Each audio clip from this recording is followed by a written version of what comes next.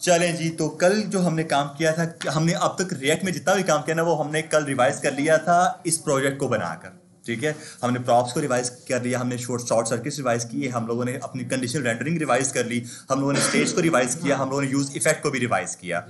सारी चीज़ें हमने रिवाइज कर ली थी इस प्रोजेक्ट के अंदर, क्योंकि ये जो एक प्रोजेक्ट है ना इसके अंदर वो सारी चीज़ें मैंने यूज़ की हैं। ऐसी है ना। स्पिनर भी एक नई चीज़ हमने ऐड की कि अगर मैं ये जब ये पेज लोड हो रहा होता है तो ये मुझे स्पिनर दिखता है यहाँ पे कुछ इस तरह का। हाँ, कुछ इस तरह से। ठीक है, और उसके बाद इसके अंदर फंक्शनैलिटीज क्या क्या है, रीड मोर और शो लेस कर सकता है यूज़र। ठीक है, यहाँ पे आके रीड मोर शो लेस कर सकता है यूज़र। उसके बाद इसको रिमूव कर सकता है, वही फिल्टर वाला मेथड। ठीक है, और जब ये सारा का सारा रिमूव हो जाता है उसके बाद जाकर एक बटन आता है कि अगर कोई एक भी टूर अवेलेबल नहीं है तब एक बटन उसको शो होगा फेच अगेन का। अगर वो इसके ऊपर आकर क्लिक कर देते हैं तो वापस से वही चीज़ें आ जाएंगी मेरे पास। ठीक है, और सारा लॉजिक हमने वही यूज़ किया जो हमने किया हुआ है पहले काम। बस कल हमने वो प्रोजेक्ट के थ्रू किया था सारा काम। डन है, कल वीडियो ज़रूर देखना जाकर जब मैं अपलोड करूँगा, क्योंकि काफ़ी इंपॉर्टेंट है ये। इसके अंदर सारे लॉजिक्स रिवाइज हो जाएंगे आप लोगों के। अब मैं क्या काम कर रहा हूँ यहाँ पे आके, यहाँ पर आकर जो है ना मैं अब करने वाला हूँ अपना काम उसके ऊपर, फॉर्म्स के ऊपर, कि हमारे जो फॉर्म्स है वो क्या काम करते हैं। तो माई ऐप के अंदर ही मैं वापस से आ जाऊँगा। ठीक है, और इसको अपने फोल्डर के अंदर ओपन करूँगा, ओपन विद कोड करके।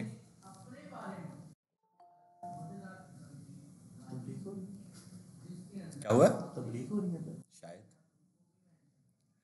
अच्छा जी, कुछ ये सीन है। और मैं क्या काम करता हूँ, अपनी एक फाइल को तो बंद कर रहा हूँ, टूर्स वाले को बंद कर रहा हूँ, टूर्स प्रोजेक्ट को, और शॉर्ट सर्किट वाले ओपन कर रहा हूँ जो कि हमारी ओरिजिनल है। CLS करके इसको npm स्टार्ट कर देते हैं। सही है सर, कौन से डाटा सेव का सर अभी जो प्रीवियस सैटरडे का हमने जो काम किया था वो हमने अपलोड कर दिया। हाँ ठीक है, हम लोग फॉर्म का डेटा सेव नहीं करवाएंगे, हम लोग यहाँ पे उसको शो करवाएंगे। ठीक है, उसको बस शो करवा देंगे कि जब यूजर अपना सबमिट करेगा तो वो चीज़ यहाँ पे शो भी होगी उसकी। बस ये काम करना है। एडिट का नहीं मैं फिलहाल डालूंगा इसके अंदर। हाँ, शॉर्ट सर्किट्स क्या होता है? नहीं पढ़ा। क्यों नहीं पढ़ा? ये सैटरडे की बात है, आप सैटरडे को नहीं आए थे? नहीं है, क्लास अपलोड कर दी थी ग्रुप पे। क्लास देख लेना। ठीक है, सबके चैनल को सब्सक्राइब करो। सर ये वॉच टाइम नहीं देते, डाउनलोड कर लेते हैं। ये जो चीज़ है छोड़ो, उस पर टाइम भी वेस्ट करो। यहाँ पे हमने ये काम किया था, रीड मोर शो ऐसा वाला काम किया था, और ये टॉगल किया था हम लोगों ने, hurray there is no error पे उप्स 404 पेज नॉट फाउंड, और अगर कोई एरर नहीं है तो hurray there is no error. ठीक है, हमने ये काम किया हुआ था। अब आ जाओ ज़रा इधर, और अब क्या काम करता हूँ मैं, इसको बंद करते हैं, इसको बंद करते हैं, और हुक्स के अंदर नहीं, मैं इसके बाहर जो है ना अपना एक फोल्डर बनाने वाला हूँ फॉर्म्स के नाम से। ठीक है, फॉर्म्स के नाम से क्या काम किया मैंने, अपना एक फोल्डर बनाया और उसके ऊपर आकर अब हम लोग बात करने वाले हैं। दो तरह के फॉर्म्स होते हैं हमारे पास, कंट्रोल्ड इनपुट्स और अनकंट्रोल्ड इनपुट्स। दोनों को हम लोग यूज़ करेंगे यहाँ पे आके। किस तरह से काम करना है उसके ऊपर आके हमें वो बात करते हैं।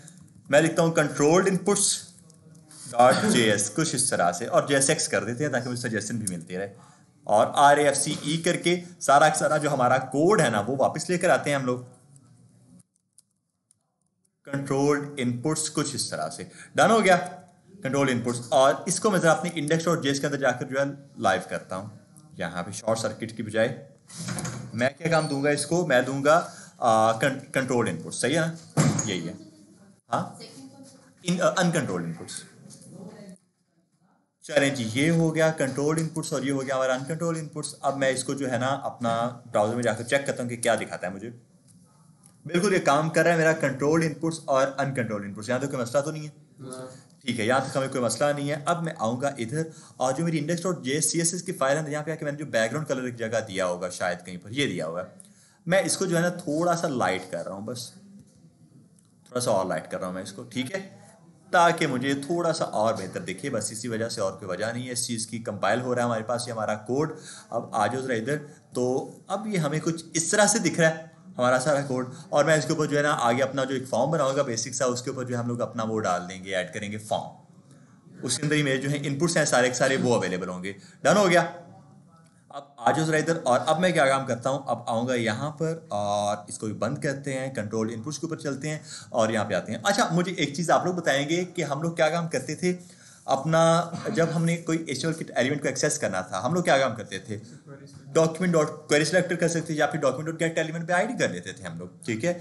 और अगर हमें कोई इनपुट को टारगेट करना हो, इनपुट के अंदर की फील्ड को टारगेट करना हो, लाइक जो भी यूजर आकर उसके अंदर डेटा ऐड करते हैं, लेट सपोज नेम और फील्ड है हमारे पास, उसके अंदर यूजर ने नेम डाला अपना, मैं लिखता हूँ हारिस, मैं उस हारिस को किस तरह से एक्सेस कर सकता हूँ? वैल्यू, एक हमारे पास चीज होती है वैल्यू के नाम से, हम लोग उसको एक्सेस करते हैं, उसके थ्रू हम लोग क्या काम करते हैं, यूजर का डेटा जो है ना उसको एक्सेस कर सकते हैं किसी ना किसी तरह से। अब यहाँ पे जो हमारे पास सीन है ना, यहाँ पे हम लोग कुछ उसी तरह का काम करने वाले, लाइक वैल्यू को हमें एक्सेस तो करना ही है यहाँ पे आके, बट इसका जो काम है वो थोड़ा सा डिफरेंट होगा, मैं आपको करके बताता हूँ। जो जेएसएन हमारा काम होता था जावास्क्रिप्ट के अंदर, यहाँ पे कमेंट डाल रहा हूँ मैं बस, जावास्क्रिप्ट, ठीक है, जावास्क्रिप्ट हमारी कुछ ये, और उसके अंदर क्या क्या होता था, अगर मुझे काम करना है लेट इनपुट, मुझे अगर एक इनपुट को टारगेट करना, मैं करता था डॉक्यूमेंट डॉट गेट एलिमेंट पे आईडी हो सकती है या कुछ भी हो सकता है, और हम लोग उसको आईडी दे देते थे हमारा इनपुट नाम से हमारी आईडी होगी। इस तरह से हमने क्या काम किया, अपने इनपुट को टारगेट कर लिया। उसके बाद हम लोग क्या काम करते हैं, अगर हमें उस इनपुट के अंदर की वैल्यू को एक्सेस करना ना, हम लोग करते थे कुछ इस तरह से, हम करते थे लेट करके वैल्यू नाम से एक वेरिएबल इज इक्वल्स टू मेरा इनपुट, जो ऊपर वाला वेरिएबल है, इनपुट डॉट वैल्यू कर लो इस चीज को। तो इससे क्या होगा कि यूजर ने जो भी वैल्यू डाली होगी ना वहां पे उस इनपुट फील्ड के अंदर, मैं वो वैल्यू को एक्सेस कर सकता हूँ। ये क्या है, किस तरह से हो रहा है, ये जावास्क्रिप्ट के अंदर ऐसे होता था, ठीक है। बट अब हम लोग क्या यूज कर रहे हैं, रिएक्ट। रिएक्ट में क्या चीज़ होती है, रिएक्ट में हमारे पास कुछ इस तरह की चीज़ होती है, हम लोग एक ऑन चेंज का इवेंट डालते हैं वहाँ पे जाके, और उसके ऊपर हम लोग एक इवेंट ऐड करते हैं, ई को ऐड कर रहे होते हैं हम लोग। इन दोनों चीज़ों को मैं अभी आपको बताता हूँ, बट क्या काम करूँगा मैं, यहाँ पे आके इसको ख़त्म करता हूँ, ठीक है। और अब हम लोग क्या काम करते हैं, अपना एक H1 डाल देते हैं या H2 डालते हैं, H1 काफ़ी बड़ा हो जाएगा, कंट्रोल्ड इनपुट्स, सेव ब्राउज़र। तो ये कंट्रोल्ड इनपुट्स आ गया हमारे सामने कुछ इस तरह से।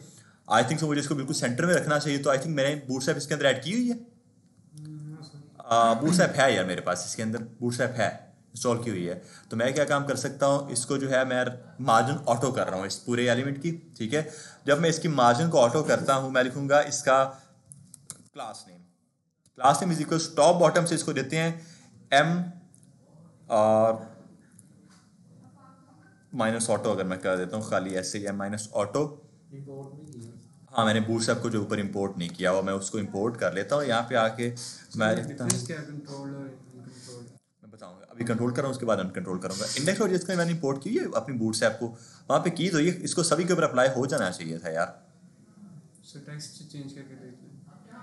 एक सेकेंड, ऊपर तो अब वो मैंने किया ना, इंपोर्ट करवाओ मेरे बूटस्ट्रैप को स्लैश डिस्ट से स्लैश CSS से स्लैश बूटस्ट्रैप डॉट मिन डॉट CSS, और ये काम किया हम लोगों ने यहाँ पे आके। और उसके बाद जो है m माइनस ऑटो मैंने किए कि मार्जिन आप इसकी ऑटो कर दो। ओके, अगर मैं इसके mx को ऑटो कर देता हूँ, mx माइनस ऑटो, और शायद मुझे इसकी विड्थ भी एक स्पेसिफाई करनी पड़ेगी, w माइनस 100 अगर मैं कर देता हूँ यहाँ पे आके, तो नहीं, जिसने ऐसे काम तो नहीं किया मेरा, कोई मसला नहीं है, मैं इसको हटा दूंगा यहाँ से। मैं इसको ऐसी स्टाइल वगैरह दे देता हूँ, इस पर टाइम नहीं वेस्ट करना हमने। स्टाइल इज इक्वल टू कहते हैं कर्ली ब्रेसेस के अंदर, और इसको जो है ना मैं मार्जिन ऑटो करता हूँ, इसकी मार्जिन कॉलन ऑटो। उसके बाद इसकी विड्थ एक कर देते हैं हम लोग 100% तक की, कॉमा करके इसकी विड्थ कॉलन 100% या 100 VH कर देते हैं, 100 VW सॉरी। कि ये तो हमारा वैसे भी काम नहीं कर रहा। अगर इसकी मैं विड्थ को जो है ना कम करता हूँ, मुझे इसकी विड्थ को कम करना है, हाँ, मैं अगर इसकी विड्थ को 25 कर देता हूँ और कुछ इस तरह से करता हूँ, हाँ, अब ये काम बनेगा मेरा, ठीक है।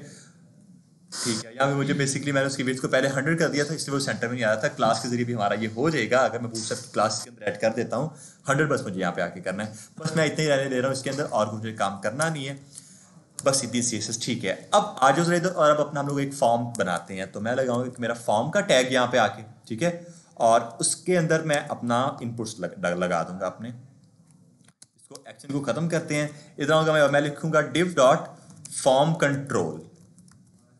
div डॉट फॉर्म कंट्रोल के नाम से मेरे पास एक चीज़ है, और मैं आगे जाके एक चीज़ ऐड करूंगा, इनपुट। मेरा इनपुट, बल्कि इनपुट से पहले लेवल का टैग यूज करूंगा मैं। लेवल हमारे पास एक चीज़ थी जो कि हाईलाइट करती थी किसको, हमारी इनपुट फील्ड को। लेवल का टैग ऐड किया, और यहाँ पे आप लोग एक चीज़ देखोगे, हमारे पास हम जब प्योर HTML थी वहाँ पर इसका ये एट्रीब्यूट फॉर था, यहाँ पे HTML4 है क्योंकि फॉर रिजर्व कीवर्ड है जावास्क्रिप्ट के अंदर, फॉर लूप। तो इसलिए हम लोग यहाँ पे आके HTML4 लिख देते हैं, जैसे क्लास रिजर्व कीवर्ड है जावास्क्रिप्ट के अंदर, इसलिए हम लोग क्लास नेम लिखते हैं इसके अंदर, ठीक है। लेवल और इसके अंदर आकर मैं कर देता हूँ मेरा नेम कॉलन कुछ इस तरह से स्पेस, उसके बाद जो है अपना एक इनपुट डालते हैं, इनपुट कॉलन, और उसके अंदर डाल देते हैं हम लोग अपना टाइप टेक्स्ट हो जाएगी, इनपुट टेक्स्ट, सही है ना, कुछ इस तरह से। और इसकी जो आईडी होगी ना, आईडी को मैं क्या दूंगा, आईडी को मैं दे दूंगा मेरा नेम या माई नेम कर लेते हैं, जो भी करना है आपने, माई नेम, और HTML4 के अंदर भी माई नेम, सही है ना। अब अगर मैं लेवल के ऊपर आकर क्लिक करता हूँ, इसके ऊपर आकर मैं करता हूँ तो ये हाईलाइट हो रहा है मेरे पास, और यहाँ ये थोड़ा सा अच्छा लग रहा है मुझे। मैं कुछ इस तरह का काम करना चाह रहा था कि इस पर क्लिक हो और ये थोड़ा सा बैकग्राउंड में वाइट कलर है ताकि हमें ये चीज़ प्रॉपर शो हो।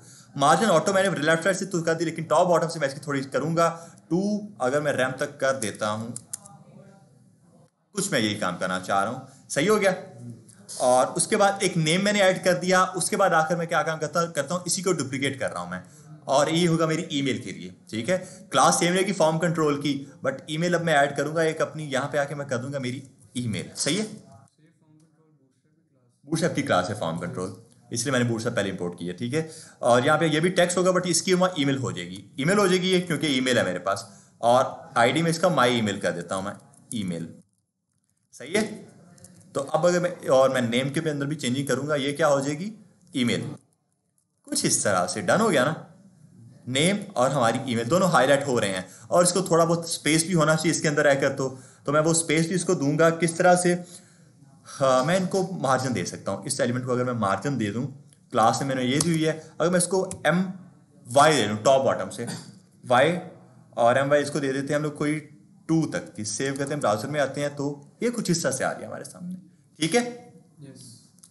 डन है, इतना जब हो गया, अब इस पूरे के बाद जो है ना मैं अपना एक बटन ऐड कर दूंगा, बस बटन के ऐड करते हैं, और बटन .btn करते हैं, और .btn माइनस मैं कर रहा हूँ अगर सेकेंडरी, एक बूटस्ट्रैप की ही क्लास है ये, और मैं इसको सबमिट दे देता हूँ, सबमिट और सेव।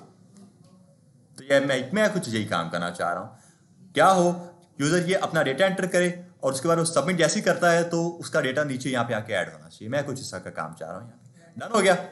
उसके बाद आ जाओ जरा इधर, और अगर कुछ और इसके अंदर CSS देने की जरूरत है हमें तो वो दे देते हैं, जैसे कि ये है, इसको आई थिंक मुझे बॉर्डर इतना ज़्यादा नहीं देना चाहिए इसका, मैं और इसकी जो विड्थ है ना वो मैं थोड़ी सी बढ़ा दूंगा। तो मैं बोलूँगा कि जो मेरा है ना फॉर्म कंट्रोल के अंदर जो मेरा इनपुट का टैग है उसको टारगेट करते हैं, CSS की एक फाइल बनाते हैं, कंट्रोल्ड इनपुट .css, सही है।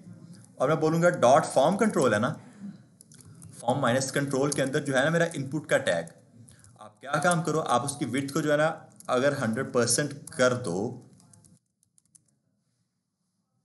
और मैं इसको इंपोर्ट नहीं किया हुआ, यहाँ पे अभी मैंने इंपोर्ट नहीं किया, मैं उसको इंपोर्ट कर लेता हूँ। मैं लिखूंगा मेरा इंपोर्ट करवाओ किसको, मेरी ./कंट्रोल्ड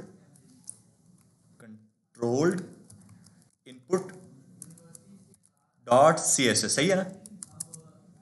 हाँ जी, तो हाँ मैं कुछ यही काम करना चाह रहा हूँ, सही हो गया ना, अच्छा लग रहा है आप दिखने में। बॉर्डर इनके नन अगर मैं कर दूं तो वो भी चेक कर लेते हैं। अगर मैं इसका बॉर्डर जो है वो नन कर देता हूँ, बॉर्डर नन, नजर ही नहीं आएगा, खैर वो तो नजर ही नहीं आएगा। बॉर्डर बॉटम, हाँ ये हम लोग कर सकते हैं, बॉर्डर बॉटम की प्रॉपर्टी दे देते हैं इसको, बॉर्डर और बॉर्डर बॉटम अगर मैं कर देता हूँ यहाँ पे आके बॉर्डर बॉटम, और उसके बाद जो है इसको हम लोग 1 पिक्सल तक दे देते हैं, फिर उसको हाईलाइट थोड़ा सा कर देंगे, 1 पिक्सल सॉलिड ब्लैक, और बाकी मैं नन कर देता हूँ ना, बॉर्डर इसको ऊपर नन कर देते हैं।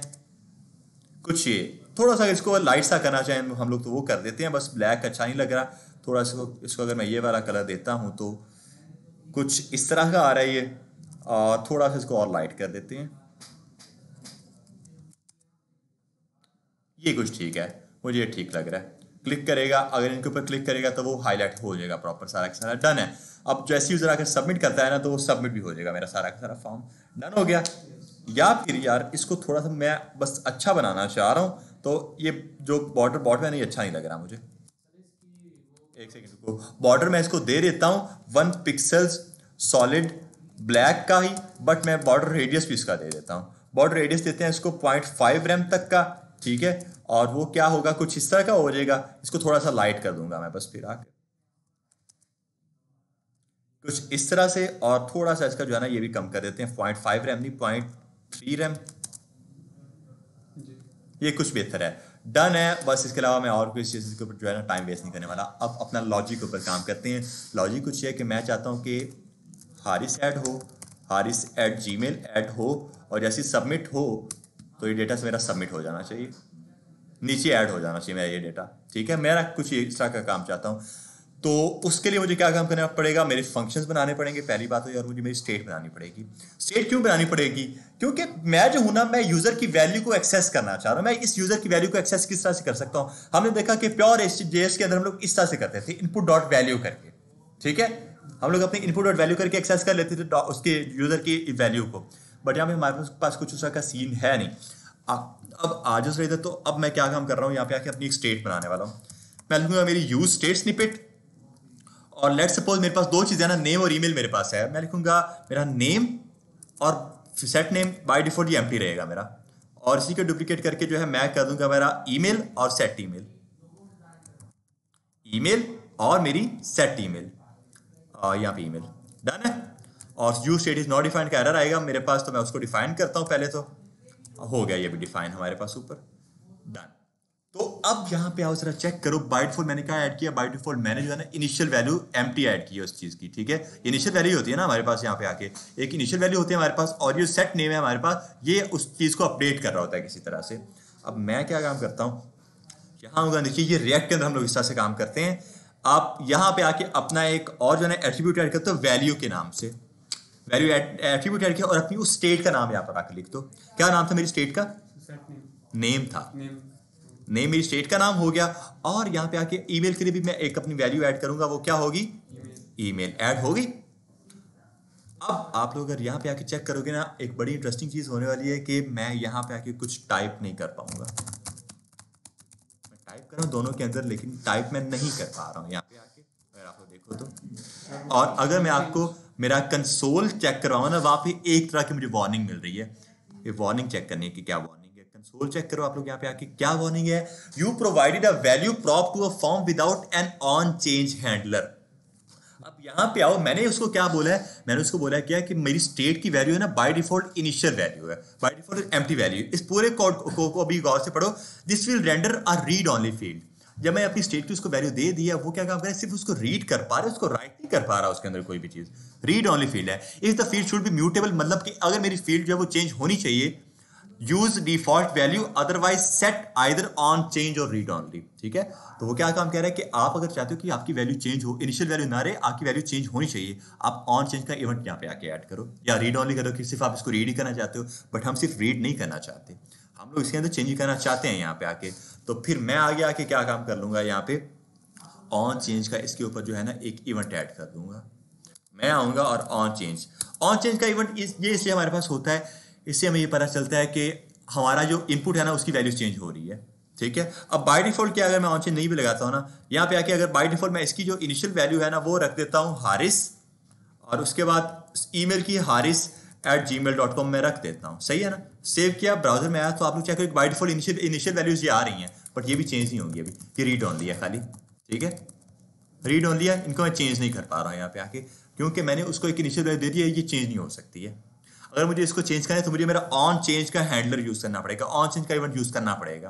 तो ऑब्वियसली बाय डिफॉल्ट मैं यूजर को कोई डेटा यहाँ पर दूंगा नहीं, मैं बाय डिफॉल्ट इसको एम्प्टी रखूंगा, और यूजर को पता चल जाएगा कि नेम और ईमेल मुझे इसके अंदर डालनी है। तो हमें पता है कि अब मुझे यहाँ पे क्या आके क्या काम करना है, मेरा एक ऑन चेंज का इवेंट है, मुझे उसको यूज करना है। ऑन चेंज इज इक्वल वापस से करली ब्रेसेस के अंदर ही हमारा काम होने वाला है यहाँ पे आके। ठीक है, और यहाँ पे आके पता है यहाँ क्या काम करने वाला हूँ, यहाँ पे आके मैं अपना एक इवेंट यूज करने वाला हूँ, ई के नाम से होता है वो, और इसके कॉमन कन्वेंशन है ये कि आप उसको ई कहते हो, वरना ये एक तरह का पैरामीटर है। हमें पता है कि अगर जो भी है यहाँ पे आके यूजर अपनी कोई भी इनपुट फील्ड डालने लगता है, तो ये है कि मतलब उसका डेटा चेंज हो रहा है, इनपुट फील्ड चेंज हो रही है यहाँ पे आके। जब इनपुट फील्ड चेंज हो रही है, तो ऐसा हो सकता है कि वो चेंज होती ही रहे, तो वो इन्फिनिट लूप में जा सकती है। एक ये मसला बन सकता है हमारे लिए कि अगर मैंने इसको ऐसे सेट कर दिया, सेट ईमेल को ऐसे मैंने टारगेट कर दिया, सेट नेम को मैंने ऐसे टारगेट कर दिया यहाँ पे आके कि अब उसको आप जो भी यूजर ऐड करेगा वहाँ पे डेटा आपने वो यहाँ पे आके लगा देना है। तो ऐसा हो सकता है कि जैसे यूजर डेटा को ऐड करे, मेरे कोड क्रैश कर जाए, क्योंकि जो है वो कंपाइल करता ही रहेगा इस चीज़ को, चेंजिंग होती ही रहेगी बाय डिफॉल्ट। तो इस चीज़ को प्रिवेंट करने के लिए हम लोग क्या काम करते थे? Arrow function. एग्जैक्टली कुछ एरो फंक्शन लोग कुछ इस तरह से लगा देते थे। अब हम लोग क्या काम करते हैं? ई इसके अंदर पास करते हैं, और ये जरूरी नहीं है कि आप ई ही पास करो, ये सिर्फ एक तरह का पैरामीटर होता है। इस पैरामीटर के थ्रू मेनली आप ये काम करते हो, अपनी उस यूजर की वैल्यू को एक्सेस करते हो, जैसे जेएस के अंदर ये करते थे, इनपुट डॉट वैल्यू करते थे जेएस के अंदर। अब यहाँ पे आके आप क्या काम करते हो? इसको मैं थोड़ा सा छोटा कर रहा हूँ क्योंकि मुझे इतना बड़ा दिख नहीं रहा। अब ठीक है, सबको दिख रहा है ना ठीक से? नहीं दिख रहा ठीक से? मेरे लिए काफी बड़ा हो जाता है। ठीक है, अभी सही है?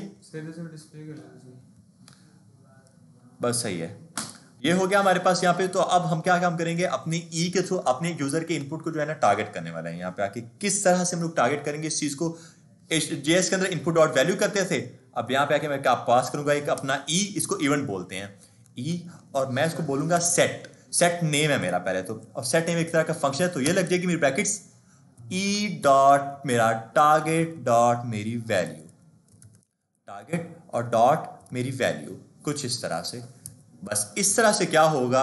अब मैंने यूजर का जो डेटा है ना, इस नेम का डेटा एक्सेस कर लिया हुआ है। अगर अब मैं आके आप लोगों को कंसोल डॉट लॉग मेरा नेम करके दिखाऊं ना, तो यूजर वहां पे जो भी डेटा ऐड करोगा वो मुझे दिखने वाला है। अब यहाँ पे किस तरह से, अगर मैं यहाँ आता हूँ और मैं यहाँ पे आके अब कंसोल डॉट लॉग वैसे ही नेम कर देता हूँ, वैसे मैंने नेम कर दिया हुआ है। यहाँ पे आके सेव करो, ब्राउजर में आओ, और मैं यहाँ पे आके अब सर्च करता हूँ, चेक करो नीचे कंसोल में आ रहा है हारिस।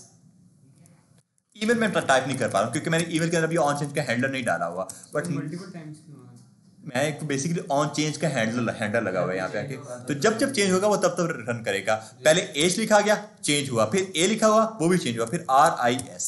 तो जो जो चेंजेस हो रही है वो आप शो करवा रहे हैं यहाँ पे। ये हम कर सकते हैं कि जब बटन पे दबाया तो ये भी हम लोग कर सकते हैं। ऑन की का मेथड होता है हमारे पास जावास्क्रिप्ट में, हम लोग वो यूज करते हैं। ऑन की के वो बताते हैं हमें कि कौन सी की यहाँ पर प्रेस की गई है, वो बताते हैं। ठीक है, तो यहाँ पे हो गया हमारे पास कंसोल डॉट लॉग नेम तो आ रहा है हमारे पास यहाँ पे। अब यही काम हम लोग अपनी ईमेल के लिए कर सकते हैं। आज जरा ईमेल के लिए अब हम लोग ये काम करते हैं, कंट्रोल जी, मैं अब ईमेल के लिए करूंगा यहाँ पे, और मैं वापस से इसके ऊपर भी एक ऑन चेंज का इवेंट दूंगा, हैंडल दूंगा, और इसको भी मैं एक पास करूंगा मेरा ई, और उसके बाद वापस से वही चीज मेरा सेट ईमेल होगा इस बार। सर ये ई के अलावा और भी कुछ दे सकते हैं? बिल्कुल पास कर सकते हैं, ये सिर्फ मेरा एक पैरामीटर है। मैं ई डॉट टारगेट डॉट वैल्यू करता हूं, अगर यहाँ पे आके मेरा काम कर जाएगा, बट ये ई जरूरी नहीं है, मैं यहाँ पे आके हारिस कर सकता हूँ। तो अब मुझे ई की जगह क्या है? हारिस करना पड़ेगा।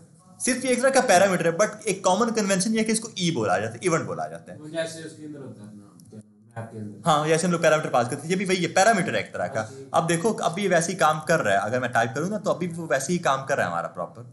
ठीक है, अच्छा जी, हारिस आ रहा है, मैं इसको ई पास करूंगा क्योंकि यही कॉमन कन्वेंशन है। ई सही है, e dot target dot value, और ऊपर जो है हमारे पास, ऊपर भी हमारे पास e dot target dot value. अब अगर इसको आकर चेक करते हैं हम लोग, इधर आकर हारिस सही है, और इधर आकर haris@gmail.com, ये कुछ ऐसा होगा। और आगे हमारा काम क्या है? मैं इसको सबमिट करना चाह रहा हूँ। जैसे ही सबमिट होना, पहले मैं कंसोल के अंदर अपना डेटा लेकर आऊंगा कि जैसे ही अपना डेटा ऐड करके यूजर सबमिट पर क्लिक करता है ना, तो क्या होना चाहिए? मेरी कंसोल में हारिस और जो भी वो ईमेल डालेगा वो आनी चाहिए। मैं अब पहला लॉजिक है, उसके बाद ही नीचे हम लोग उसको शो करवा देंगे ना। पहले तो बेसिक से चल रहे हैं हम लोग, पहले कंसोल में शो करवाते हैं। तो आज से इधर, तो इसके लिए मुझे पता है क्या है, मुझे यहाँ पे आके क्या काम करना है। मुझे यहाँ पे आके जो है ना अपना एक ऐड करना है सबमिट हैंडल, सबमिट करना पड़ेगा ना मुझे। यहाँ पे आके मैं पहले कंसोल डॉट लॉग ईमेल के लिए भी कर लेता हूँ ताकि आपको ईमेल भी मेरी शो हो प्रॉपर। यहाँ पे आया मैं, इधर आता हूँ मैं हारिस, और उसके बाद haris@gmail.com। ये लो, दोनों चीज़ें मेरी आ रही हैं प्रॉपर, सही है, कंसोल में आ रही हैं प्रॉपर चीज़ें। सबमिट करने पर रीलोड नहीं हो रहा पेज? मैं कर रहा हूँ, उस पर पहुँच रहा हूँ मैं अभी। ठीक है, अभी हम लोग वहाँ पर पहुँचे नहीं है, तो यहाँ पे अभी कुछ ऐसा की चीज़ हो रही है। अब हम लोग अपना एक सबमिट हैंडलर डालते हैं, उससे ये होगा कि जब यूज़र सबमिट करेगा, ये नेम और ईमेल हमारे कंसोल में फिलहाल करी आनी चाहिए। तो सबमिट करने के लिए हमारे पास दो चीज़ें होती हैं। पहली चीज़ होती है कि आप सबमिट कर सकते हो अपने बटन के थ्रू, जो आपने अपना बटन बनाया हुआ नीचे, मैंने बनाया हुआ है ना बटन, हाँ बनाया हुआ बिल्कुल। इसके ऊपर अगर आप लगाते हो ऑन क्लिक का इवेंट, तो आपका ये फॉर्म सबमिट हो जाएगा। ऑब्वियस ऑन क्लिक के ऊपर आप अपना एक सबमिट का फंक्शन प्रॉपर बनाओगे, सबमिट हैंडलर के नाम से जो भी होगा, और आप उसको कॉल करवाओगे यहाँ पे आके। या फिर आपके पास एक इवेंट होता है ऑन सबमिट का, आप ऑन सबमिट का इवेंट भी यूज कर सकते हो। वो इवेंट फिर आप अपने फॉर्म के ऊपर यूज करते हो कि आपका फॉर्म जब सबमिट होगा, और मैं इसको ऑन सबमिट को यहाँ पे यूज करूंगा, सबमिट को मैं ऑन क्लिक का इवेंट यूज नहीं करूंगा, ऑन सबमिट को यूज करूंगा मैं। ठीक है, काम दोनों एक ही है, वो क्लिक हो रहा है बटन के ऊपर, ये सबमिट हो रहा है फॉर्म के ऊपर बस। सबमिट। और इधर अगर मैं क्या काम करूंगा, सबमिट हैंडलर एक फंक्शन बना लेता हूँ जो कि मैंने अभी बनाया नहीं है, बट मैं बना लूंगा आगे जाकर। वो कह रहा है submit handler is not defined, ये देख ले वो एरर दे रहा है मुझे। ऊपर आ जाते हैं और अब अपना एक फंक्शन बना लेते हैं। इन दोनों की मुझे समझ आ गई तो मैं इसको हटा रहा हूँ यहाँ पे आके। अब मैं लिखूंगा अपना एक कॉन्स्ट करके submit handler is equals to कुछ इस तरह से। मेरा सबमिट हैंडलर आ चुका है यहाँ पे आके कुछ इस तरह से। और अब मैं क्या काम करता हूँ, अगर मैं आप लोगों को कंसोल डॉट लॉग मेरा नेम कॉमा मेरी ईमेल, या दोनों को सेपरेट कंसोल डॉट लॉग करते हैं, और कॉमा मेरी ईमेल, ये करके दिखाऊं ना यहाँ पे आके, और इसको सेव करते हैं, क्या होगा? आप लोग क्या काम करोगे, इसको मैं अगर हारिस देता हूँ और इसको जो है मैं haris@gmail.com देता हूँ, एक बड़ी इंटरेस्टिंग चीज़ होने वाली है। मैं जैसे सबमिट करूँगा मेरे कंसोल में ये डेटा आने वाला है। बट एक और चीज़ भी देखना, सबमिट किया, कुछ 1 मिली सेकेंड के लिए मेरा डेटा आया था, अगर आपने नोटिस किया हो तो। अगर मैं वापस से ऐड करूँ हारिस और haris@gmail.com और सबमिट, तो आया तो है मेरा डेटा, कुछ 1 से कभी मिली सेकेंड के लिए आया था मेरे पास डेटा, बट मेरा पेज फौरन रिलोड हो गया। जब मेरा पेज रिलोड हो गया ना, तो क्या हुआ, वो मेरा डेटा इरेज हो गया वहाँ पे आके। हमारे ब्राउजर का ये एक फीचर है, फंक्शनैलिटी है, कि जब भी आप कोई भी फॉर्म अपना सबमिट करते हो आपके पेज को रिलोड कर देता है, ठीक है। लेकिन हम लोग ये काम नहीं चाह रहे हैं यार, क्योंकि हम लोग चाहते कि जैसे मैं सबमिट करूँ तो मेरा पेज रिलोड हो जाए, तो वो डेटा सेव कहाँ होगा? फिर डेटा तो सेव ही नहीं हो पाएगा ना मेरा, और डेटा यहाँ पे मुझे मेरे कंसोल में दिखेगा नहीं। तो इस चीज़ को जो है ना हम लोग प्रिवेंट कर देते हैं, इस चीज़ को हम लोग रोक देते हैं। और इसके लिए भी हमारे पास बिल्ट इन फंक्शन है जावास्क्रिप्ट के अंदर ही, प्रिवेंट डिफॉल्ट का। ये हमारे पास प्रीव्यू बार बार रिलोड करना है, ये ब्राउजर का एक फंक्शन है। तो आप क्या काम करते हो, अपने सबमिट हैंडलर के अंदर आते हो, यहाँ पे भी आके आप अपना एक इवेंट ही पास करते हो, ई के नाम से जो होता है आपके पास इवेंट, और आप करते हो मेरा e.prevent डिफॉल्ट, कुछ इस तरह से। ये एक फंक्शन है, बिल्ट इन फंक्शन। अगर मैंने e.prevent डिफॉल्ट कर दिया, अगर मैं कंसोल.log नेम और मेरी ईमेल करता हूं, अब आप लोग चेक करो, हारिस और haris@gmail.com, और जैसे आकर मैंने किया इस चीज को सबमिट, अब चेक करो सबमिट आ रहा है मेरे पास, और अब मेरा पेज जो है वो रिलोड भी नहीं हो रहा है यहाँ पे आके। समझ आ गई क्या हो रहा है यहाँ पे आके? बस हमने प्रिवेंट किया, क्योंकि हमारा जो ब्राउजर है ना, वो क्या काम करते हैं, हम जैसे हम सबमिट करेंगे हमारे पेज को रिलोड कर सकते हैं वो, तो इसलिए मैंने उसको बस प्रिवेंट कर दिया हुआ है यहाँ पे, और कोई काम नहीं किया मैंने यहाँ पे। डन हो गया यहाँ तक? पहले बताओ कोई मसला है किसी को? क्लियर हो गया? जब यहाँ तक आके हमें कोई मसला है नहीं, तो अब हम लोग क्या काम करते हैं, इस यूजर के डेटा को जो है ना सेव करवा लेते हैं अपने पास किसी तरह से। मतलब डेटाबेस के अंदर नहीं, लेकिन यहाँ पे मैं नीचे इसका डेटा जो है ना ऐड करने वाला हूँ यहाँ पे। अब आकर तो मैं वो नीचे ऐड किस तरह से इसका डेटा करने वाला हूँ यहाँ पे, मैं इसका डेटा ऐड करने वाला हूँ, एक अपनी नई स्टेट बनाऊंगा और उसके अंदर मैं उसको ऐड करूंगा। वापस से मेरी मैपिंग ही होने वाली है यहाँ पर भी, ठीक है, वापस मेरी मैपिंग ही होगी। एक रे बना दो, उसके अंदर कुछ नहीं करना, तो वही करने लगा हूँ ना मैं, एक एरे बनाऊंगा, स्टेट बनाऊंगा अपनी, उसकी जो इनिशियल वैल्यू होगी वो एम्प्टी एरे होगी, और उस स्टेट के अंदर जो है ना मैं अपनी वैल्यू को पुश करूंगा। इस सारी जो भी यूजर आकर डेटा ऐड करेगा, मैं उसको उसके अंदर जो है अपडेट करता रहूंगा, पुश करता रहूंगा। मेनली ये मेरा लॉजिक होने वाला है यहाँ पे आके, ठीक है। तो आज जो अब इसके ऊपर काम करते हैं। तो अब मैं ये कंसोल.log, चलो ये भी लगा रहने देते हैं, कंसोल.log के यूजर जो भी डेटा ऐड करता है, बट अगला काम हम लोग आकर करते हैं। तो e.prevent डिफॉल्ट हो गया। मैं अब क्या काम करने वाला हूँ, यहाँ पर आकर इस पूरे के पूरे डेटा को ना एक ऑब्जेक्ट के अंदर सेव करवाने वाला हूँ। यहाँ पे मैं इसको बस एक अपने ऑब्जेक्ट के अंदर सेव करवाने वाला हूँ। तो मैं क्या काम करूँगा, मैं लिख दूंगा अगर आकर मेरा कॉन्स्ट मेरा पर्सन इज इक्वल्स टू मेरा एक ऑब्जेक्ट, ठीक है, और मैं बोलूँगा मेरा नेम कॉलन जो है ना वो आप कर दो इस नेम के इक्वल, मेरा जो नेम है आप उसके इक्वल कर दो मेरे नेम को, ठीक है, और कॉमा करके मेरी जो ईमेल है ना वो आप कॉलन कर दो मेरी ईमेल के इक्वल। कोई मसला है इसके अंदर है कि अब या क्या सीन है, अगर मैं कंसोल.log पर्सन करूंगा ना, कंसोल.log पर्सन, ये वाला पर्सन, तो अब भी मुझे वही चीज शो होने वाली जो पहले शो हो रही थी, बट अब एज एन ऑब्जेक्ट आएगी मेरे पास चीज। कैसे? यहाँ पे चेक कर लो, हारिस और haris@gmail.com और सबमिट, और चेक करो आ रही है मेरे पास वही चीज, नेम हारिस, ईमेल haris@gmail.com। मैं कुछ बस इसको एक ऑब्जेक्ट की फॉर्म में लेकर आना चाह रहा था, ताकि इस ऑब्जेक्ट को जो है ना मैं नीचे यहाँ पे रेंडर करूंगा फिर, ठीक है। हमारे पास क्या था, ES6 के अंदर ये एक नई अपडेट आई थी कि अगर आपकी की और आपकी वैल्यू दोनों सेम है, तो आप सिर्फ अपनी वैल्यू डाल दो, आपका वो काम करेगा। जैसे यहाँ पे मेरे पास जो की है नेम और मेरी जो वैल्यू है नेम, दोनों सेम है ना, तो मैं डायरेक्ट नेम लिख सकता हूँ। मेरी ईमेल और मेरी जो ईमेल है, वैल्यू की और वैल्यू दोनों सेम है, ऐसे भी कर सकता हूँ, खाली नेम और ईमेल लिख सकता हूँ, तो मेरा फिर भी ये काम करेगा। अब भी मुझे कुछ इसी फॉर्म में डेटा शो करवाएगा एज एन ऑब्जेक्ट में। कैसे? अली और ali@gmail.com, और इसको सबमिट किया तो चेक करें अभी वैसे डेटा आ रहा है, ठीक है। तो ये ES6 के अंदर बस उन्होंने एक अपडेट निकाली थी कि अगर आपकी की और आपकी वैल्यू अगर सेम है तो आप इस तरह से कर सकते हो, डायरेक्ट उसका नाम लिख सकते हो, हमें कोई मसला नहीं होने वाला है इसके अंदर रहकर। क्लियर है? चलें जी, जब यहाँ तक आके जो है हमें ये चीज़ क्लियर है, ये इसकी कॉल है, मुझे एक सेकंड कॉल सुननी है।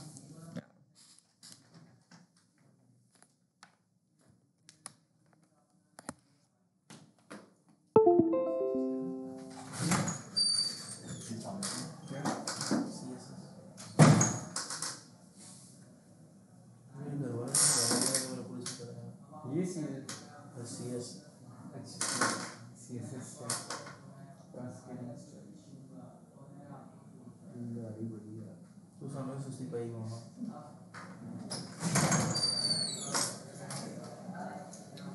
चलें जी, तो स्टार्ट करते हैं वापस से। यहाँ तक बताओ, सबको समझ आ गई है? जी सर। जुकाम? ठीक है, मेरी स्क्रीन आ रही है आप लोगों के सामने। अब आज उस इधर, अब हमारा अगला पता है काम क्या है? अब हमारा अगला काम है कि मुझे इस डेटा को सेव करवाना है, किसी तरह से नीचे शो करवाना है मुझे। तो वापस से मैं सेट को तो टारगेट करूंगा ना, यहाँ पे आके ये मेरी सेट ईमेल वो मैंने किया हुआ है। अब मैं अपनी एक नई स्टेट बना रहा हूँ जो एम्प्टी एरे होगा, और उस एम्प्टी एरे के अंदर मेरा सारे यूजर सेव हो रहे होंगे उसके अंदर जाकर। एक और स्टेट ऐड करते हैं यहाँ पे आके, और इसका जो है ना नाम, मैं इसका नाम रख देता हूँ मेरा पीपल आ रहे होंगे, ये एम्प्टी एरे है। डन है, कोई मसला यहाँ तक? इस एम्प्टी एरे के अंदर वो सारा डेटा स्टोर होने वाला है। जैसे हमने टूवर्स के अंदर एम्प्टी कर दिया था एरे को, यहाँ पे भी कुछ उसी तरह का सीन है। हम लोग वहां पे टूवर्स के अंदर क्या काम कर रहे थे, हमारे पास एपीआई पहले से पड़ी हुई थी, हमने उसको फेच करके इसके अंदर डाल दिया था। यहाँ पे हम लोग अपना डेटा ऐड कर रहे हैं फॉर्म का, ये भी एक तरह की एपीआई होगी हमारे पास यहाँ पे, हम लोग इसको ऐड करेंगे यहाँ पे। ठीक है, तो आज जरा इधर आप इसको करते हैं कंसोल डॉट पर्सन, मुझे करने की जरूरत नहीं है, लेकिन ठीक है मैंने कर दिया है कि सारा पर्सन जब मेरा होता है तो भी मुझे शो करवा दे। आज जरा इधर, और इस बार आकर क्या काम करेंगे आप लोग, आप अपने सेट पीपल को टारगेट करोगे। सेट पीपल को आप टारगेट करेंगे यहाँ पे आके। जब मैंने इसको टारगेट किया, इसको जो है ना मैं अपना एक पीपल पैरामीटर पास कर रहा हूँ, ऐसे मेरे पैरामीटर का नाम है बस पीपल, मैंने बस उसको ये चीज़ जो है ना पास कर दी हुई है यहाँ पर आकर। कोई मसला? उसके बाद मैं जो है मैं रिटर्न करवाऊंगा अपना एरे प्रॉपर, जो मेरा ऊपर एरे है ना, मैं उसको यहाँ पे आके रिटर्न करवा रहा हूँ, और डॉट डॉट डॉट करके मैं अपने इस पैरामीटर पीपल को, क्योंकि इस पीपल के अंदर सारा का सारा डेटा स्टोर हो चुका है। ठीक है, जो पैरामीटर है वो नहीं, ये पीपल नहीं है, ये पैरामीटर मेरा वो पैरामीटर है जिसके अंदर सारा डेटा स्टोर हुआ है, ये नीचे वाला। ठीक है, जो यूजर आकर ऐड करेगा ये वो वाला डेटा है। पीपल कॉमा करके, और कौन सा डेटा होगा, वो ऊपर पर्सन वाला डेटा होगा, ये वाला वेरिएबल। बस कर सकते हैं, मैंने बस पीपल नाम रखा है उसका, आपकी मर्जी है कि बेसिकली सेट पीपल था तो इससे मैंने उसके साथ पीपल ऐड कर दिया, आपकी मर्जी, आप इसका नाम कुछ भी रख सकते हो। ठीक है, बट ये हमारा सिर्फ पैरामीटर है, हमने उस पैरामीटर को स्प्रेड कर दिया ताकि यूजर का जितना भी डेटा हो, नेम और ईमेल, वो सारे आ जाए हमारे पास। और उसके बाद क्या क्या आ सकता है वो मैंने उसको आगे कॉमा करके बता दिया कि पर्सन होगा, पर्सन मेरा ऑब्जेक्ट है, नेम और ईमेल उसके अंदर होगी, वो आपने एक्सेस करना है। अब क्या हो सकता है, अब ये चीजों को मैं एक्सेस करके आपको दिखाऊं तो अब मेरा काम बन जाएगा। अब मैं आकर इस पीपल को टारगेट करता हूं, कर सकता हूं अपनी स्टेट को, इसके ऊपर मैपिंग कर सकता हूं मैं आपका मैसेज डालूंगा इसके ऊपर आकर, मैं तो मेरा प्रॉपर वर्किंग होगा। मैं फॉर्म जो है ना मेरा, फॉर्म के बाहर आऊंगा, मैं फॉर्म को खत्म करूंगा, फॉर्म के बाहर आते हैं और अपना एक डालते हैं आर्टिकल के नाम से टैग, और इस आर्टिकल के अंदर जो है ना मैं कर्ली ब्रेसेस डालूंगा, और मेरा पीपल जो पैरामीटर है ना, और मेरी स्टेट जो है उसके ऊपर मैप का मेथड अप्लाई कर दूंगा मैं। पीपल डॉट मैप करो, और मेरे पीपल पैरामीटर है मेरा, इसलिए मैंने मेरे पीपल रख दिया, मेरे पीपल, और क्या काम करो, ये जो है हमें रिटर्न करवा रहा होता है, ऐसे ही है ना, इसको मैं रिटर्न करवा देता हूँ। एक मेरा डिव हो सकता है ये कुछ इस तरह से, और फिर उस डिव के अंदर जो है ना मैं क्या काम करूंगा, अपने एक H4 के अंदर कर्ली ब्रेसेस के अंदर मैं लिख सकता हूँ मेरे पीपल डॉट करके मेरी आईडी या मेरा नेम या जो भी चीज़ है, नेम होगा मेरा। अगर मैं मेरे पीपल डॉट नेम करता हूँ ना, और अब अगर आकर मैं इसको सेव करके चेक करता हूँ, सबमिट करके मैं कहता हूँ हारिस और सबमिट, ये हारिस मेरा नीचे ऐड हो रहा है यहाँ पे आके। समझ आई किस तरह से हो रहा है हमारे पास ये? ऊपर मैं वापस चलता हूँ, देख लो किस तरह से हमने ये काम किया अपना। सबसे पहले हमने क्या काम किया है, अपना एक एम्प्टी एरे बना दिया, एक स्टेट बनाई है हमने, और उसके अंदर जो सेट पीपल है ना, उसको हमने क्या दे दिया है, सेट पीपल हमें पता है कि जो कि हमारी स्टेट को अपडेट करता है। मैंने उसको क्या काम किया, उसको बस रिटर्न करवा दिया है पूरा का पूरा अपना डेटा एक पैरामीटर के थ्रू, और क्या डेटा हो सकता है वो मैंने उसको आगे बता दिया कि पर्सन हो सकता है वो सारा डेटा मेरा, बस ये मैंने उसको पास कर दिया। इतने से कोड से क्या हुआ, अब मेरा डेटा सेव हो रहा था यहाँ पे। अब उसके बाद आके मैंने इस पीपल के ऊपर मैप का मेथड अप्लाई कर दिया नीचे आकर, तो उससे मैं वो डेटा मेरा शो करवा दिया। तो एज 4 के अंदर ये आ रहा है और साथ में मेरी ईमेल हो सकती है, तो मैं एक ईमेल भी अपनी ऐड कर देता हूँ। वो किसके अंदर मैं ऐड कर देता हूँ, वो मैं ऐड कर देता हूँ मेरी किसके अंदर, राइकर लिंक बना दें। लिंक अच्छा नहीं लगेगा, मैं इसके लिए एज 4 का टैग एक यूज़ कर रहा हूँ और इधर आकर मैं कर दूंगा मेरा मेरे पीपल डॉट मेरी ईमेल। सही हो गया, मेरी पीपल और डॉट मेरी ईमेल। अब अगर यूज़र आकर यहाँ पे कोई भी दोनों चीज़ें ऐड करते हैं तो वो दोनों चीज़ें उसको मिलने वाली हैं। और जैसे सबमिट करेगा तो ये दोनों चीज़ें आ रही हैं हमारे पास यहाँ पे आके, ठीक है। और अब आप लोग ये भी चीज़ नोटिस करोगे कि जब मैंने ये सबमिट किया तो नीचे each child in a list should have a unique की प्रॉप आ रहा है मेरे पास वार्निंग, क्योंकि मैपिंग जब होती है हमें पता है कि की हमें इस पर यूनिक देनी होती है। हमने अब तक जितनी भी एपीआई को कवर किया उनमें की पहले से बिल्ट इन थी, यहाँ पे हमारे पास नहीं है, यहाँ पे हमारे पास वो की है ही नहीं, तो हम आईडी है ही नहीं, तो हम लोग क्या कर सकते हैं फिर यहाँ पे आके। इसको मैं अभी देखता हूँ, पर पहले मैं इसका स्ट्रक्चर सेट करूँगा थोड़ा सा, ठीक है। तो आओ ज़रा इधर थोड़ी बहुत इसको CSS देते हैं। मैं इसको क्लास दे रहा हूँ मेरी यूज़र के नाम से, ठीक है। और इधर चलते हैं अपनी CSS के अंदर। मैं बोलूँगा डॉट जो मेरा यूज़र है ना, आप क्या काम करो, आप उसके एक तो डिस्प्ले को मैं फ्लेक्स कर दूंगा, कुछ इसी तरह से मैं काम करना चाह रहा हूँ। उसके बाद जो है जस्टिफाई कॉन्टेंट्स का देते हैं स्पेस बिटवीन, कुछ इतना ही मैं करना चाह रहा हूँ। उसके बाद इसको भी मैं एक बैकग्राउंड कलर देने वाला हूँ, इस पूरे के पूरे यूज़र को जो है ना मैं एक बैकग्राउंड कलर देने वाला हूँ। बैकग्राउंड कलर इसको मैं वाइट देने वाला हूँ, प्योर वाइट। कुछ इसी तरह का मैं काम करने जा रहा हूँ, ठीक है। थोड़ी बहुत इसको पैडिंग देते हैं, पैडिंग 0.5 रैम तक की। मार्जिन भी थोड़ी बहुत होनी चाहिए, इसको ऊपर से मार्जिन दे देते हैं 0.5 रैम। वैसे भी पैडिंग थोड़ी ज़्यादा लग रही है मुझे, 3 करते हैं हम। मार्जिन भी मैं इसको देता हूँ कोई 0.3 रैम की हर साइड से ही, या फिर टॉप से बॉटम से देते हैं, लेफ्ट साइड से नहीं देते हैं। लेफ्ट साइड से 0 करते हैं, टॉप बॉटम से जो है ना हम लोग इसको 0.5 कर देते हैं। सही है, अच्छा नहीं लग रहा, मज़ा नहीं आ रहा, थोड़ा सा और इसको स्टाइल कर लेते हैं। बॉर्डर देते हैं इस चीज़ को, बॉर्डर रेडियस इसको मैं दे रहा हूँ अगर बॉर्डर रेडियस इसको मैं अगर दे देता हूँ मेरा 1 रैम तक का, जो कि काफ़ी ज़्यादा हो जाएगा, 0.6 रैम तक करते हैं ये कुछ इस तरह से, ठीक है। और उसके बाद जो है इसका, और इसके अंदर क्या चीज़ हो सकती है भला, टेक्स्ट ट्रांसफॉर्म करते हैं। टेक्स्ट ट्रांसफॉर्म एक करूँगा मैं, और वो करूँगा मैं कैपिटलाइज, मतलब हर वर्ड का पहला लेटर कैपिटल, कुछ इस तरह से, ठीक है। ये हुआ हमारे पास यहाँ पे आके जी मेल, वो मैंने बेसिकली सभी का कर दिया ना। और उसके बाद जो है और थोड़ी बहुत इसको मैं पैडिंग दूंगा, लेफ्ट राइट से बढ़ा देंगे थोड़ी बहुत पैडिंग, लेफ्ट राइट से 0.6 रैम तक करते हैं। इसे लिए पैडिंग ठीक है, तो मुझे नज़र नहीं आया ना इसलिए 9 कर रहा हूँ मैं। हाँ ठीक है, ये ठीक है, ये हो गया हमारे पास। उसके बाद अगर आप लोग थोड़ी बहुत और भी स्टाइल करें तो वो आप लोग कर लेना, बट मैं एक काम ये कर रहा हूँ कि जो है ना मेरी ईमेल का जो है ना वो मैं नहीं करूँगा, तो इसको मैं अपने एक H3 के अंदर ऐड कर देता हूँ।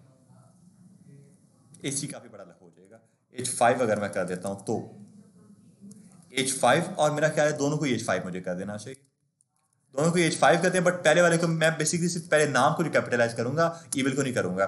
तो मैं मेरा नेम करूंगा यहाँ पे आके, और इसको टारगेट कर लेंगे। मैं बोलूंगा डॉट यूज़र के अंदर जो मेरा है ना, डॉट यूज़र के अंदर मेरा जो डॉट नेम है, आप क्या काम करो, आप उसको जो है ना टेक्स्ट ट्रांसफॉर्म उसका कर दो कैपिटलाइज, बस डन है। हाँ मैं कुछ इस तरह का काम करना चाह रहा हूँ, काफ़ी बेहतर है ये, डन हो गया।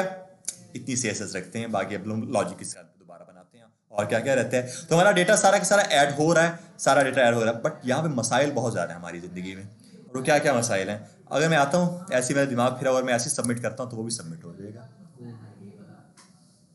ठीक है।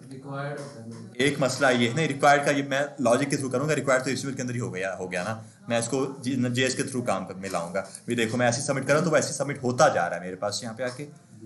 लॉजिक इसका एक सेट करते हैं। उसके बाद एक और मसला ये भी है कि हारिस, और उसके बाद मैंने इसको एक बार दोबारा रिलोड करूंगा मैं, हारिस, और उसके बाद haris@gmail.com, और उसके बाद मैंने जैसे सबमिट किया ना तो ये डेटा खत्म हो जाना चाहिए ना। उसके बाद तो आकर मेरी फील्ड दोबारा एम्प्टी हो जानी चाहिए, लेकिन ये एम्प्टी नहीं हो रही हैं।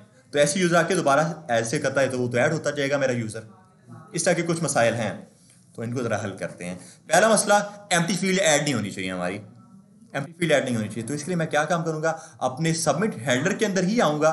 सबमिट हैंडलर कहाँ पे, ये पड़ा है। तो मैं बोलूँगा, अगर इफ़ कंडीशन डालूंगा, अगर मेरा नेम एंड मेरी ईमेल, इसका ये मतलब है कि हमने बात की थी अगर हमारी स्ट्रिंग जो है वो उसके अंदर कोई भी चीज़ आप ऐड नहीं करते वो फॉल्स होती है, और अगर आप कोई भी चीज़ ऐड कर देते हो वो ट्रू हो जाती है। ठीक है, हमने यहाँ पे इस कोड के थ्रू बोले कि अगर हमारा नेम और ईमेल ट्रू है, मीन्स कुछ भी अगर आप डेटा यूजर ने ऐड किया, तब आपने क्या काम करना है, तब आपने ये काम करना है, वरना आपने ये काम जो है ना नहीं करना। प्रीवेंट डिफॉल्ट मैं टॉप के ऊपर रखूंगा, प्रीवेंट डिफॉल्ट जो है ना वो मैं टॉप के ऊपर रखूंगा। ठीक है, और ये पर्सन को भी इसके अंदर रख देते हैं ताकि एरर ना दे हमें। ठीक है, यहां तक समझ आ गई हमें कि अगर हमारा नेम और ईमेल ट्रू है तभी आप ये काम करो, वरना आपने ये काम नहीं करना। एल्स में क्या काम करो, मैं एल्स में वैसे कंसोल डालो कर सकता हूँ कि एम्प्टी फील्ड है। एल्स में हम लोग एक अलर्ट दे सकते हैं बंदे को, ये अच्छा लगेगा। अलर्ट देते हैं एक एल्स के अंदर आकर, एल्स देते हैं इस चीज को हम लोग बोलते हैं एल्स अलर्ट करवाओ एक कि प्लीज फिल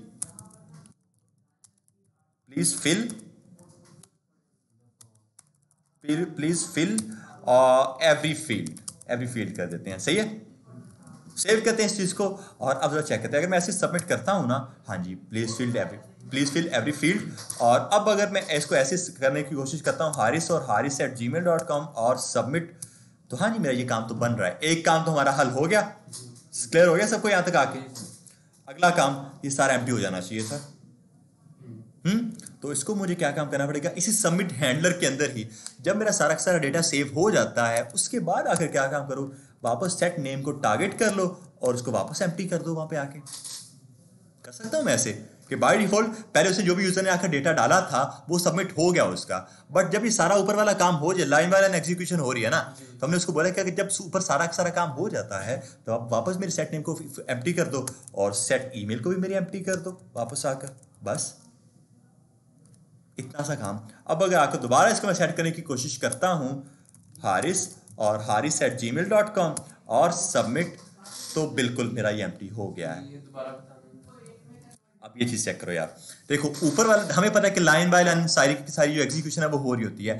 हमने ऊपर उसको बोल दिया कि सारा का सारा जो हमारा फॉर्म है वो सबमिट कर दो कुछ इस लॉजिक के जरिए। ठीक है, जब हमारा सारा का सारा फॉर्म सबमिट हो जाता है उसके बाद आकर मैं उसको कह रहा हूं कि फिर आप सेट नेम को टारगेट करो और एम्प्टी कर दो उसको, बस और कुछ भी नहीं। सेट नेम और सेट ईमेल को एम्प्टी कर दो, वहां पे आके वो एम्प्टी कर देगा।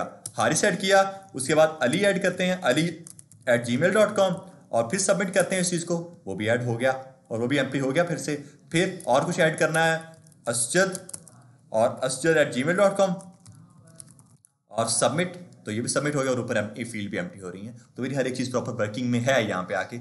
यहाँ तक कोई मसला पहले बताओ, हम लोग यहाँ पे कंट्रोल इनपुट्स कर रहे हैं अभी। ठीक है, अनकंट्रोल में बाद में करवाऊंगा। यहाँ तक क्लियर है सबको। अब एक चीज ये यूनिक की, इसका क्या हल हो सकता है, क्योंकि हमने जब जितनी भी एपीएस की उनमें ये हमेशा आईडी हमें पहले से मिली है, बिल्ट इन मिली है। यहाँ पे हम लोग हमारे पास आईडी है नहीं, क्योंकि ये तो हम लोग अपनी एपीए बना रहे हैं ना, अपनी एपीए बन रही है तो हमारी, तो यहाँ पे आईडी किस तरह से ले सकते हैं हम लोग। तो यहाँ पे आके हम लोग क्या काम कर सकते हैं, यहाँ पे आके अपना लॉजिक लगा सकते हैं। और दूसरा डेट्स का, अगर आप लोग को याद हो हमने डेट्स कवर की थी कभी किसी दौर में की थी, और हमने देखा था कि उसके अंदर हम लोग टाइम को एक्सेस कर सकते हैं ना। और हमने ये भी देखा था कि date.now का हमारे पास एक मेथड हुआ है जो कि हमारा टाइम बताता है कि इस टाइम पर क्या टाइम चल रहा है, इस टाइम क्या है टाइम। date.now का अगर मेथड याद हो तो, याद था ना, तो हम लोग क्या उसको एज एन आईडी यूज कर सकते हैं। हम लोग उसको बोल नहीं सकते ऐसे कि यार इस यूजर ने जिस टाइम पर अब ये डेटा ऐड किया ना वो उसकी आईडी है। अब जब भी यूजर आकर न्यू डेटा ऐड करेगा हमेशा ऑब्वियसली टाइम चेंज होगा, क्योंकि टाइम कभी भी एक जैसा होता नहीं है। क्या डायलॉग मार दिया यार मैंने। इस तरह हो सकता है कि अगर कई यानी कि बड़ा प्रोजेक्ट है, कोई बड़ी कंपनी है, उसकी वेबसाइट के ऊपर कई सारे बंदे कोई किसी मुल्क से, ऐसा हो सकता है कि एक बंदा दो बंदे एक ही टाइम पर दोनों खड़े। हाँ ये नहीं, ऐसा होता नहीं है। देखो मिली सेकंड का भी फर्क पड़ सकता है वहां पर, मिली सेकंड भी, अब सेकंड का फर्क, मिली सेकंड, मैंने वही बात की कि टाइम एक जैसा नहीं होता। खुदा ना खासा हो जाए, फिर हमारे पास एक चीज होती है इंडेक्सिंग की, हम लोग वो भी कर सकते हैं। ठीक है, पर मैं पहले टाइम वाला लॉजिक आपको बताऊंगा। आ जाओ जरा इधर, तो पहले टाइम वाला लॉजिक करते हैं। तो हमने यहाँ पे आके कॉस्ट पर्सन किया इज इक्वल टू नेम और ईमेल। एक चीज यहाँ पर बताकर और ऐड करते हैं जो कि आईडी के नाम से होगी, आईडी कॉलन करते हैं बस, और कॉमा करके इसको सेपरेट करते हैं और यहाँ पे आके मैं क्या काम करूँगा, न्यू डेट कर दूंगा। अगर इसी से हम लोग अपनी वो न्यू डेट जनरेट करते थे और ये एक तरह का फंक्शन था हमारे पास, ऐसी है ना। जब हमने ये काम कर दिया और इसके ऊपर हमारे पास डिफरेंट मेथड, जब मैं डॉट गेट टाइम अगर करता हूँ ना, डॉट गेट टाइम, तो वो क्या काम करेगा, मुझे उसका टाइम बता देगा किस टाइम पर टाइम क्या चल रहा है। और इसी के साथ साथ मैं इसके ऊपर और डिफरेंट मेथड अप्लाई कर सकता हूँ। टू स्ट्रिंग का एक मेथड होता है जो कि हमारे टाइम को एक स्ट्रिंग के अंदर कन्वर्ट कर देता है। बस यार ये इसकी जरूरत नहीं है, बट मैं थोड़ा सा और अच्छा दिखाने के लिए कर रहा हूँ कि डॉट टू स्ट्रिंग करोगे तो वो क्या काम करेगा, हमारे इस टाइम को एक स्ट्रिंग के अंदर भी कन्वर्ट कर देगा। अब अगर आकर आप लोग चेक करोगे ना, तो अब कंसोल लॉग में मुझे यहाँ पे आके आईडी भी दिखेगी और हर यूजर की आईडी डिफरेंट होगी अगर आप लोग देखोगे तो। वापस आते हैं, एक बार रिलोड करते हैं, हारिस और haris@gmail.com और सबमिट, और ये आईडी जनरेट हुई है और ये उन्होंने प्रॉपर टाइम बताया हुआ है। अगर मैं नए यूजर आकर ऐड करता हूँ ali@gmail.com, एक सेकंड रुको, और उसके बाद सबमिट दोबारा, इसकी आईडी और कुछ होगी, ठीक है। तो ये क्या सीन है हमारे पास, यहाँ पे आके हमने बस नेट जो डेट है ना, डेट को एक्सेस कर दिया। आपकी क्लास आई थिंक उस रूम में हो रही है, हाँ। अच्छा जी, तो यहाँ तक हमें समझ आ गई कि हमने किस तरह से टाइम को एक्सेस किया है। टाइम को हमने एक आईडी दे दी। अभी तक वार्निंग हमें आ रही है क्योंकि मैंने वार्निंग को ऐड नहीं किया, की हमने नहीं ऐड किया है, बट मेरे पास आईडी आ गया। मैं इस आईडी को यूज कर सकता हूँ क्योंकि ये आईडी कभी भी यूनिक हमेशा यूनिक होगी, कभी सेम होगी नहीं है, ऐसी है ना।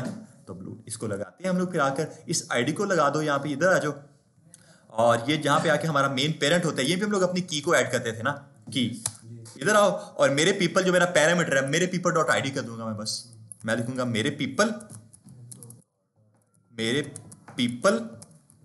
डॉट मेरी आईडी। अगर मैं ये करके इसको सेव कर दूं और अब आऊं ब्राउजर में और एक बार आकर रिलोड करते हैं, अब आते हैं haris@gmail.com और उसके बाद सबमिट, तो बिल्कुल मेरी वार्निंग अब नहीं आ रही है। सबमिट करते जाओ। अगर मैं ऐसे सबमिट करता हूं, प्लीज फिल इनपुट फील्ड, ठीक है, और उसके बाद जो ali@gmail.com और फिर सबमिट, न्यू आईडी जनरेट हुई, वार्निंग नहीं आई मेरे पास। यहाँ पे आके कुछ हिस्सा से हमारा ये काम होता है, समझ आइए बाउंसर क्या है, ठीक है। अब यहां तक तो हमारा प्रॉपर काम हो गया। अब जो आप बात कर रहे थे कि बाय खुदा ना खास्ता कभी हो जाए हमारे साथ ये मसला कि दो यूजर एक टाइम पर ही अपना डेटा ऐड कर रहे हो, तो उसके लिए एक चीज होती है हमारे पास इंडेक्स के नाम से। इंडेक्स हमारे पास एक चीज होती है, यहां पे हम लोग उसको पास करते हैं हमेशा इंडेक्स, ठीक है। आप लोग इंडेक्स को करके अगर मैं की के अंदर आकर ये अपनी इंडेक्स दे देता हूं ना, वो अपना पैरामीटर, तब भी मेरा ये पर काम करेगा, ठीक है। अब अगर आकर मैं अहमद कर देता हूं और ahmed@gmail.com कर देते हैं हम लोग आकर और इसको सबमिट करते हैं, तो ये लो अब भी मेरा काम कर रहा है। ये इंडेक्स को हमें टारगेट कर रहा होता है मेनली, तो ये भी काम कर सकते हो, बट मैंने वो आपको आईडी का भी बताना था कि आईडी के साथ अपनी जनरेट कर सकते हो, इससे मैंने आपको पहले वो बता दिया। ये तो ईजी सीन है ना फिर, ठीक है। बट मैं वही मेरे people.id को ही रखूंगा। अब यहाँ तक बताओ, मुझे किसी को कोई मसला है, क्लियर है। थोड़ी सी डीस्ट्रक्चरिंग करेंगे हम लोग अब यहाँ पे आके। बार बार मुझे लिखना पड़ रहा है मेरे पीपल, क्योंकि मेरे पीपल ही मेरा पैरामीटर है, ठीक है। तो मैं इसको डीस्ट्रक्चर कर सकता हूँ। हम लोगों ने इसकी डीस्ट्रक्चरिंग देखी थी, हम लोग करते थे कॉन्स्ट करके मेरी आईडी कॉमा मेरा नेम और कॉमा मेरी ईमेल, इन सबको इज इक्वल टू कर दो मेरे पीपल के। अगर तो अब मैं डायरेक्ट आईडी नेम और ईमेल लिख सकता हूँ ना यहाँ पे आके, तो मुझे अब भी कोई मसला नहीं बनने वाला है। यहाँ पे ये भी हटा दो, उसके बाद जो है ये चीज़ हटा दो, और उसके बाद जो है ये चीज़ हटा दो, तो अब भी मेरी हर एक चीज़ प्रॉपर वर्किंग में होने वाली है। Submit, please fill input field, ठीक है, और अरहम@gmail.com और एंटर, और ये भी अरहम भी ऐड हो जाएगा नीचे। हाँ, आप लोग ऑब्वियस से आपके ऊपर है, इसको जितना मर्जी स्टाइल करना है, इसको आप एक एज एन एक लिस्ट लेकर आ सकते हो, L I tag as an एक लेकर आ सकते हो। मैं वो नहीं लेकर आया हूँ, आपकी मर्जी है, वो वैसे लेकर आ जाओ। उसके लिए आपको क्या काम करना पड़ेगा, ये जो डिव टैग मैंने डाला हुआ है यहाँ पे आके इधर एक यूएल का टैग डालो, ये एल का लगा दो, यहाँ पे आके कर सकते हो आप लोग ऐसे, ठीक है। या इसको अगर मैं अपना एल का टैग कर देता हूँ यहाँ पर सेव, तो अब अगर मैं इसको यूजर का डेटा सेव करवाता हूँ, अहमद ही कर दो, मेरे पास एक तो नाम बड़ी जल्दी खत्म हो जाते हैं यार। और उसके बाद अहमद, और इधर ahmed@gmail.com और सबमिट, तो ये मेरे पास वैसे ही आ गया यूएल, और एल आई मैंने ऐड किया। अच्छा, मैंने यूएल ऐड नहीं किया ना, मैं इसको यूएल अगर यहाँ पे आके यूएल का एक टैग ऐड कर देता हूँ टॉप के ऊपर, कुछ यहाँ पे आके ठीक है, ये लग जाएगा बिकॉज वो हट तो गया, वो मेरा LI लग गया, बट यहाँ पे उसने उसको कम कर दिया बिकॉज उस कलर स्कीमिंग की वजह से। बट हमारा इसी तरह से लगेगा ये। आप लोग कुछ दूसरा से इसके अंदर आकर काम कर सकते हो। मुझे बताओ इसके अंदर आकर किसी को कोई मसला है क्या? बस ये हमारे सारे के सारे कंट्रोल इनपुट्स हैं। कंट्रोल इनपुट्स होते क्या हैं?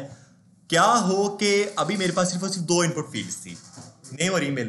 क्या हो मेरे पास 20 इनपुट फील्ड्स हो होती हैं, जैसे कि first name, last name, email, password, confirm password, phone number, अपना जेंडर डालो, उसके बाद अपना नंबर डालो, उसके बाद इतनी चीज़ें होती हैं हमारे पास, अक्सर होती है ना। तो क्या मैं इस तरह की 20 स्टेट्स बनाऊंगा अपनी? नहीं बनाऊंगा अपनी 20 स्टेट्स। वहाँ पे हम लोग फिर यूज़ करते हैं अपने अनकंट्रोल्ड इनपुट्स को। ये है कंट्रोल इनपुट्स। कंट्रोल इनपुट्स ऐसे इनपुट्स होते हैं जिसमें हर एक इनपुट फील्ड के ऊपर आपकी एक्सेस पूरी हो। लाइक यहाँ पे मैं सेपरेटली सब दोनों को टारगेट कर पा रहा हूँ ना, यहाँ पे आके दोनों को सेपरेट मैंने टारगेट किया हुआ है, दोनों के लिए सेपरेट ऑन चेंज का इवेंट है, दोनों के लिए सेपरेट मैंने अपना वो डाला हुआ वैल्यू डाली हुई है। बट जो हमारे अनकंट्रोल इनपुट्स होते हैं वहाँ पे आप एक ही अपना चेंज हैंडलर लगाते हो, ऑन चेंज का आप जो आपका फंक्शन बनता है वो एक ही बनता है, वही हर इनपुट फील्ड के ऊपर यूज़ हो रहा होता है। वो हम लोग अक्सर यूज़ करते हैं जब हमें मल्टीपल बहुत ज़्यादा फील्ड्स हमारे पास पड़ी हों। जब भी 1-2 फील्ड्स हो तो फिर तो हम लोग अनकंट्रोल को यूज़ कर सकते हैं, ठीक है। कंट्रोल ये, अनकंट्रोल्ड जब बहुत ज़्यादा फील्ड्स आए हमारे पास तब हम लोग वो यूज़ करते हैं। बस इतना काम है, और वो भी ज़्यादा मुश्किल नहीं है, हम लोग वो भी करेंगे। और इसमें आप लोग जो हो, अब आप लोगों की मर्ज़ी है, जो मर्ज़ी चीज़ें ऐड करना चाहो आप लोग जो हो ना, इसके अंदर आकर इमेज ऐड कर सकते हो। आप यूज़र को जो है ना एक इनपुट टाइप दे दो, क्या कहते हैं, फाइल की इनपुट टाइप फाइल है हमारे पास एक। जैसे यूज़र उस पर क्लिक करेगा वो जाएगा अपनी कंप्यूटर में और वहाँ पे वो कोई अपनी फाइल सर्च करेगा। जैसे वो सबमिट करेगा उसकी इमेज भी लगेगी। एक प्रॉपर अपना कार्ड बना दो। मैंने जो इसका स्ट्रक्चर बनाया है वो कुछ इस तरह का लेआउट बनाया है, ये ठीक है। ये एक तरह का हॉरिजॉन्टल मैंने लेआउट बनाया है। आप इसको एक प्रॉपर कार्ड की फॉर्म में दे सकते हो, आपकी मर्जी है ये। मैंने इसको स्टाइल वैसे नहीं किया। बस आपको क्या काम करना है, आपको इसको जो यूआर आपका यूआर का टैग है इसको आपको कोई क्लास देकर उसको CSS के अंदर कार्ड बना देना। तो मुश्किल है इसमें, तो उस तरह से वैसे फिर कार्ड्स आपको चीज़ें शो होती रहेंगी सारी की सारी। ये आपका टास्क नहीं है, बहुत ईजी टास्क है, बहुत ईजी टास्क है, ये आपका टास्क नहीं है। टास्क मैं आपको देता हूँ, और आप लोगों का टास्क जो है ना, आप लोगों का टास्क ये होगा, आप लोगों ने इमेज को ऐड करना है। इमेज को ऐड जो करना है ना आप लोगों ने, इमेज आप लोगों की ऐसे ऐड होनी नहीं है ना। आप लोगों की इमेज जो ऐड होनी है वो आपकी ऑन चेंज के इवेंट के ऊपर होगी नहीं, क्योंकि ऑन चेंज का इवेंट तो हमारी इनपुट फील्ड के ऊपर है, जहाँ पे यूज़र ने अपने कुछ टाइप करना हो। इमेज में यूज़र टाइप तो नहीं कर रहा, क्या कर रहा है वो इमेज में? क्लिक कर रहा है, क्लिक कर रहा है इमेज में, कर रहा है ना क्लिक। वो ऑन क्लिक का एक तो इवेंट यूज़ होगा, और भी कुछ चीज़ें जो कि यूज़ होंगी, तो आपका काम है आपको ढूंढेंगे। इसकी रिकॉर्डिंग भी कल मिलेगी, कल मैं सुबह से अपलोड करूँगा, ठीक है। बस यहाँ तक हमारा जो है ना आज का टास्क ख़त्म होता है, बस।